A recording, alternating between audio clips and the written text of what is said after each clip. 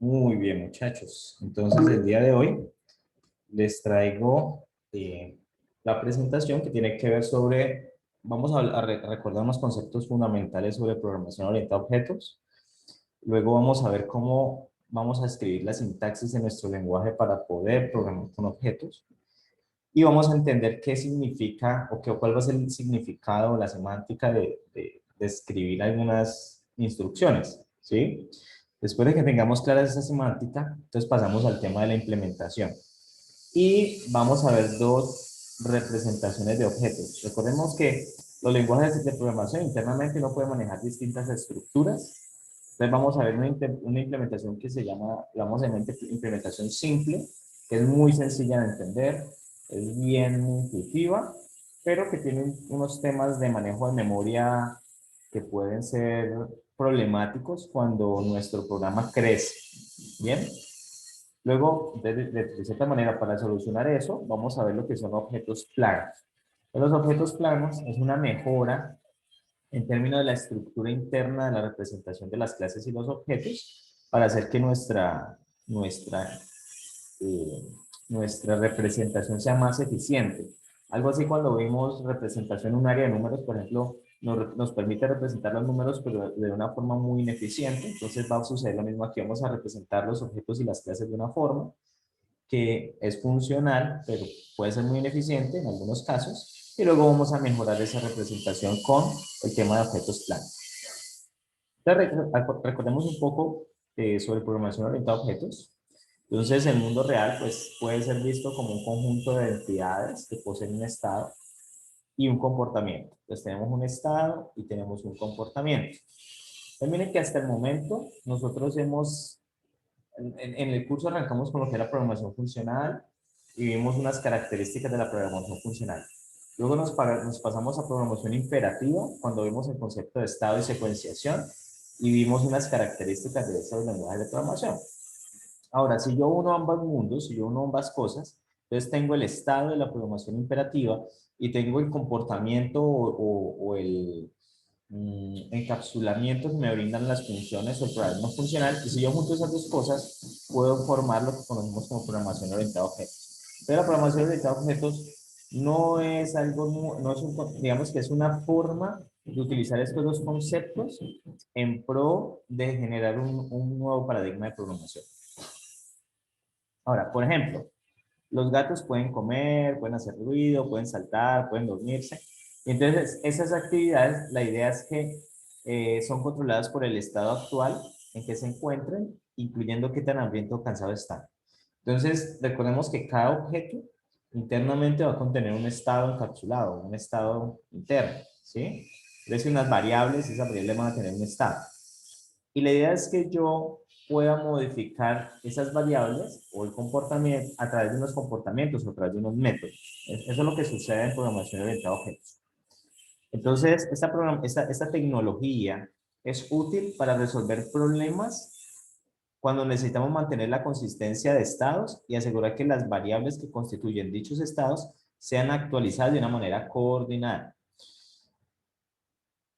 Muchas veces cuando uno programa con programación orientada a objetos, a veces las personas lo que hacen es que se saltan los métodos y lo que hacen es setear los estados de los objetos a través directamente, ¿no? Como que uno dice persona, en algunos lenguajes con los conjuntos, en algunos es con una flechita, dependiendo del paradigma, del lenguaje. Entonces uno dice, por ejemplo, persona, punto de edad, igual a 25, ¿sí?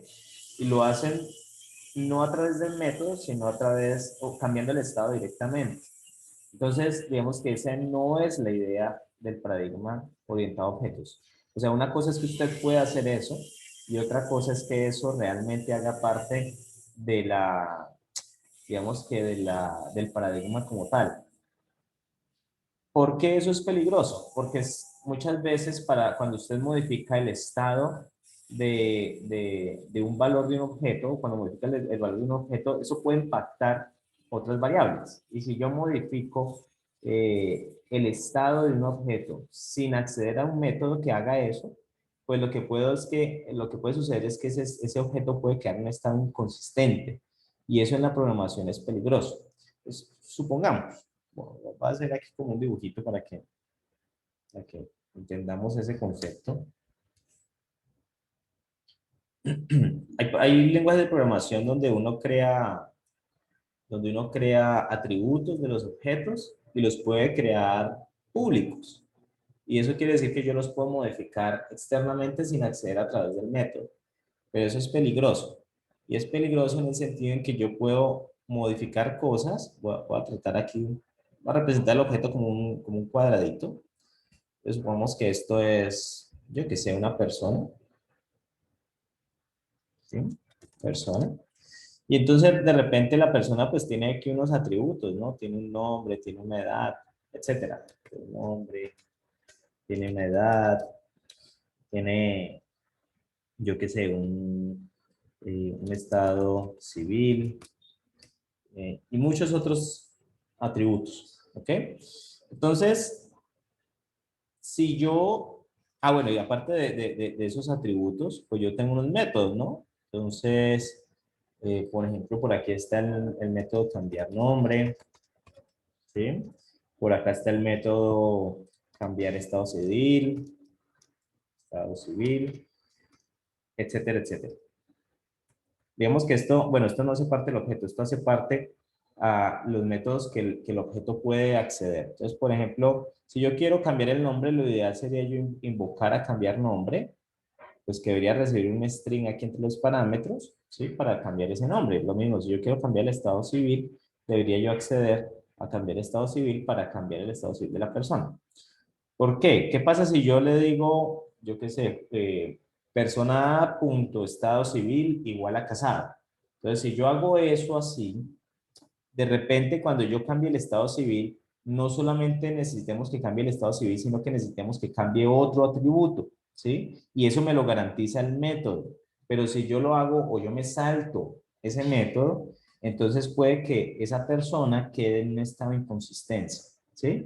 Y eso es peligroso. Es decir, de repente al cambiar el estado civil hay que cambiar otros atributos o hay que invocar otros métodos que hagan otras tareas, ¿sí? Por ejemplo, que lo actualice en una base de datos o que lo actualice en 3, 4, 5 bases de datos, yo qué sé. Si yo lo hago directamente como que persona punto estado civil igual a soltero, entonces pues sí, estado civil es soltero, pero no se surtieron los otros procesos que me garantiza el método cambiar estado civil.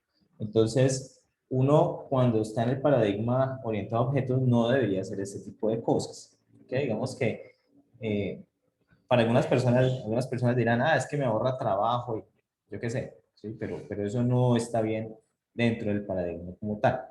¿Ok? Entonces, lo que me garantiza, por eso aquí dice, me garantiza es una actualización coordinada de los estados del objeto. Si yo no lo hago a través de esos métodos, pues yo no voy a garantizar una actualización coordinada. En la programación orientada a objetos, un objeto que contiene, pues contiene unos campos o unas variables asociadas y aparte de eso también puede acceder a unos métodos y esos métodos lo que van a representar son los comportamientos, ¿sí? Entonces los métodos pues básicamente son funciones o procedimientos que me van a permitir actualizar o consultar los campos de un objeto. Ahora bien, la operación de llamado a un método, ¿sí? Es vista como el envío del nombre del método y sus argumentos al objeto a manera de mensaje. Digamos que esto ya es un tema de cuando inició el paradigma orientado a objetos, uno no invocaba un método, ¿sí? Digamos que eso surgió más adelante, ¿no? Decía, bueno, se invoca el método, se llama un método. No, anteriormente lo que hacía uno era que uno le enviaba, ¿sí? Un mensaje al objeto.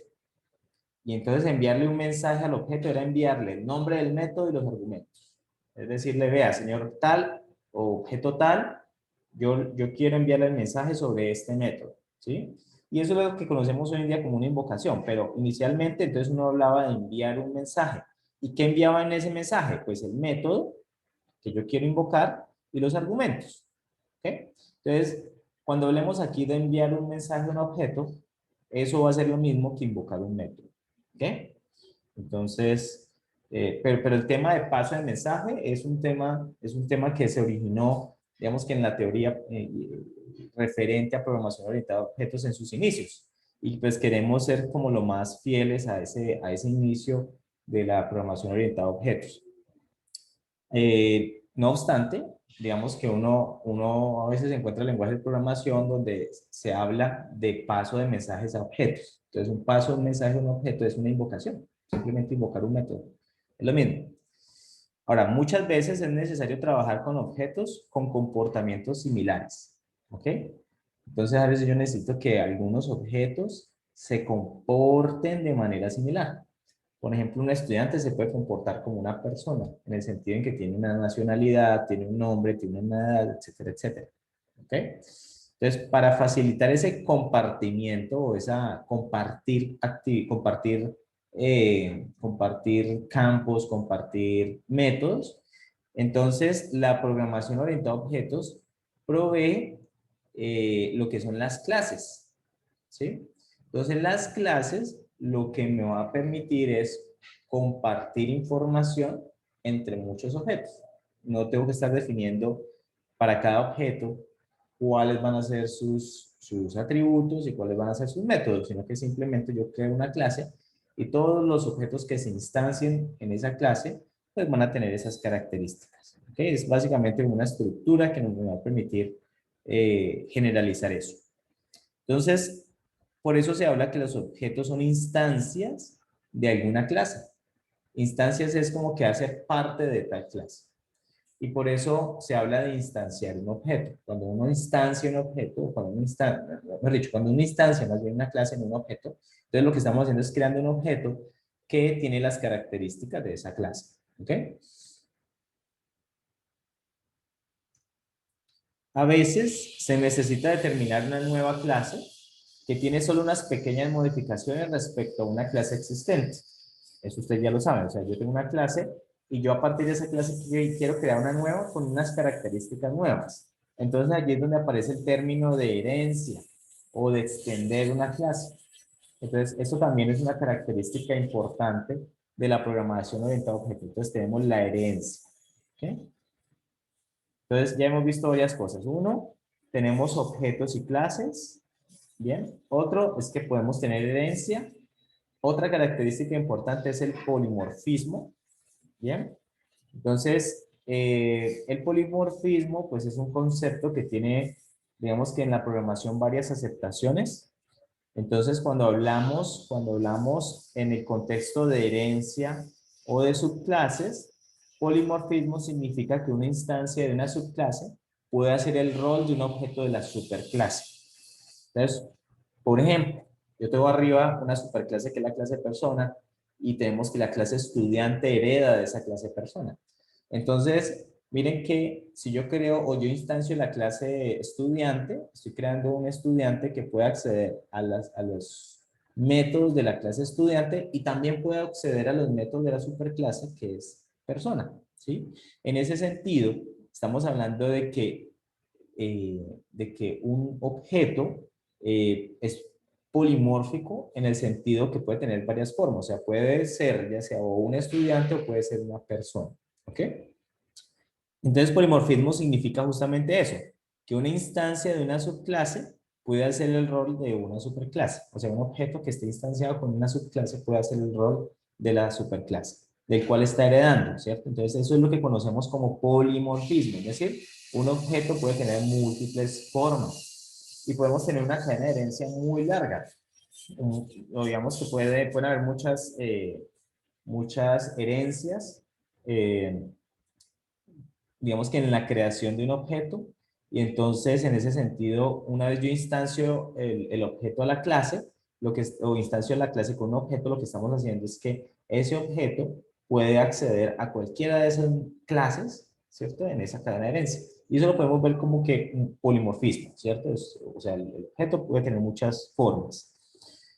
En programación, pues polimorfismo también puede significar otras cosas, ¿no? Por ejemplo, también puede significar que un valor puede tener más de un tipo, lo cual sucede en algunos lenguajes de programación. Por ejemplo, no en los nuestros, porque en los nuestros nosotros dijimos que cada variable iba a tener solamente un tipo de datos, pero hay lenguajes de programación donde una variable puede tener más de un tipo de datos, ¿ok?